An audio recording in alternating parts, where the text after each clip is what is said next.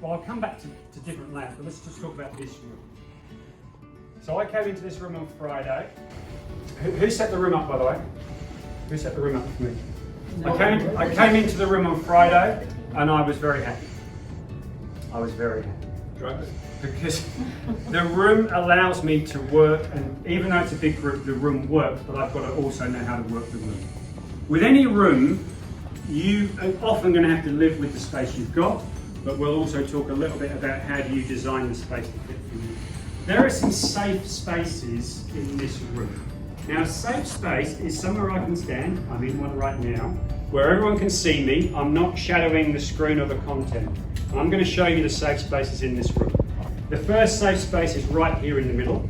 I could also, if I wanted to, go here, but I'm really favouring this group. I could go here, but I'm going to be blocking the screen for you. So the safest space for me at the front is right here. Now there's another safe space here, but I'm not going to spend too much time. This is a rotating space. Because if I'm here and I just talk this way for more than a few seconds, the rest of you are looking at my back. So this is a safe space, but this is more of a rotating space, and I'm not going to spend too much time here. There's another rotating safe space here with the same sort of concept in terms of being able to engage closer to all of you. But then, of course, if I spend too much time here, you've got the same thing, you've got your back to me. So those are the three safe spaces in the middle. Now, you've noticed perhaps that I've been using a couple of the spaces to the side as well. This is actually not a bad safe space. Here I can see all of you. Some of you have to twist a little bit.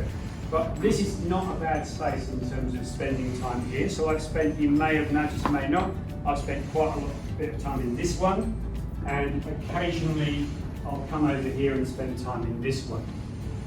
Use the questions that people ask you as a way of moving between spaces. So you may have noticed that if I've got a question from over here, I'm going to come to my safe space and I'm going to answer the question from here, so I'm close to the person who is asking the question. Now, it's very difficult to always do that, but use the spaces. So now you can see the X's on the floor. You can use these also as a way of taking a breath, but I want to get onto a couple of tips later on about pacing and movement, because if I paced between all of these continuously, you would start to get dizzy and a little bit lost. So spend time in a safe space. We'll talk about how we move between them.